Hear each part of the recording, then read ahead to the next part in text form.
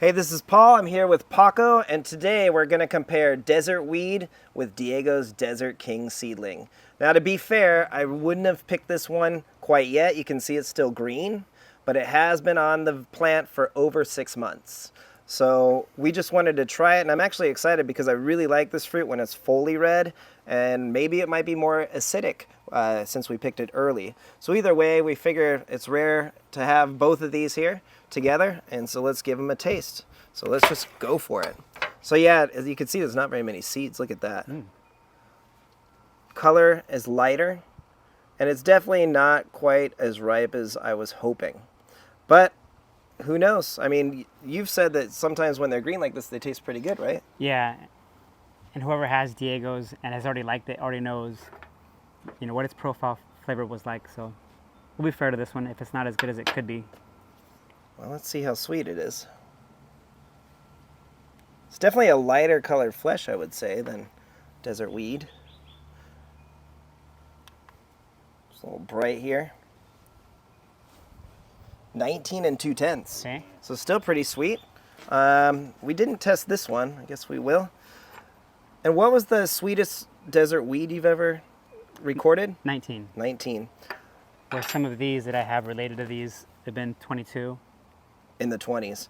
Okay, so this one, 19, I mean, Brick score to me is just a piece of data, important data in some aspects, but generally anything sweeter than 14 in my experience tastes pretty darn good. So this one is, I think it was 17 something on well, this one's 18 and 9/10. So we tested the one that was in the fridge and it was 17.7. So this one again is 18 and 9/10, so sweeter. So I'm excited. All right, how do you want to do this? Do you want to spoon it so you could try the center? Sure. Only takes a little bit. I'm going to try the middle of this. Like punch flavor. I really like it. Yeah, it tastes just about the same as when it's fully turned color. So to me, it tastes just like last year's fruit. It is really kind of like a candy in a way. Juicy. They're pretty similar. Let's see.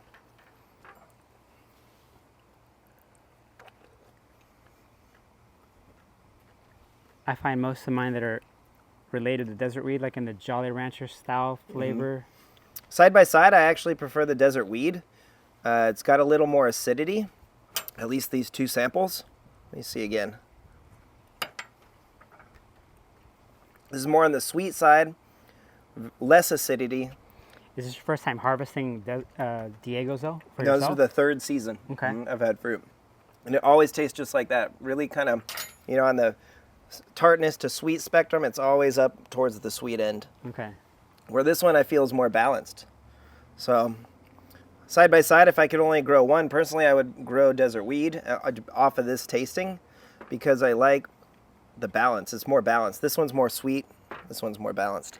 But is Diego self-fertile?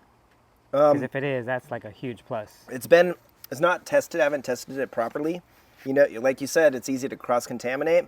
But these fruits set during, it was raining, and I just left them alone. But I did have some other flowers out that were blooming late. And so these ones were totally self-pollinated. I didn't do anything. But in the past years, I try to cross-pollinate everything. But I do plan to do a proper test on it this year. For those who have Diego's, like test them out, and if it's self-fertile, like guaranteed keep that. Out of all the ones I'm growing, which is like 5 at the moment, 2 are self-fertile.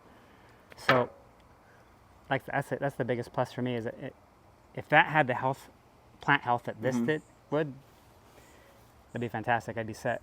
Yeah, I need to test it for sure. But I mean, I'm leaning more towards it's self-fertile because, like I said, in the rain, it set 2 fruit out of 4 flowers open and 2 set all on their own out of the 4. So that's one thing, though, is I think generally most varieties have not been properly tested. I mean, a lot of people just say, oh, they're self-fertile, but there's some steps that you need to do a proper test. And sometimes you have to test repeatedly based off of the temperature and the weather, too. So I definitely want to test it more for self-fertility, but for a great video on testing. Gray did one where he uses the 1 gallon paint strainer bags. That's when I was starting to test, so he made a video that was helpful in that range. So you Okay, can I'll look have to up watch that Gray's one. videos. He has one on recommending how long to leave the bag on and pre-bagging and stuff that will help you like figure out whether your test was successful or not. Okay. Yeah, because I've seen sometimes the flowers aren't even open and the bees have taken all the pollen. So, I mean, if bees are able to penetrate a flower that's not open, I'm sure other insects could as well. And that would definitely skew the data for self-fertility, right? Yep. Wow. I feel like really privileged to try both of these side by side. Did you want to try a little bit, or are you good?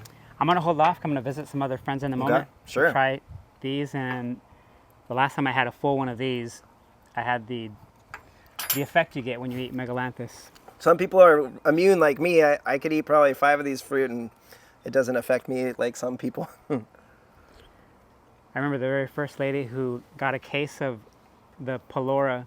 She posted the box, and we were all jealous looking at these photos. And then later she did not know that you had to be careful with them. And she later replied, "I'll never have these again." Really? Because she went overboard because they were just so sweet. Yeah. Yeah, if you have too many, you'll be stuck on the throne for a while, you know what I mean? Well, wow, thank you so much, Paco, for letting us compare these and being willing to do it. I'm really surprised about the difference of the flavor profiles, though. I mean, I like how balanced that is, but if your sweetness is your jam, maybe Diego's Desert King. And they both do grow really vigorously and really well. And ours personally grows in a part sun environment, just like the desert weed. And I believe if it's in a full sun in Southern California, you probably might get a little bit of yellowing and maybe a bit of damage. So at least for Diego's, I know for a fact that you may not want to give it 100% sunlight. But either way, really great fruit, especially this time of year. It's April in Southern California, and we're enjoying these really high quality fruit. So thanks again, Paco. Give us a like and a subscribe. We'll keep them coming. Great to meet you and Scott. Thank you.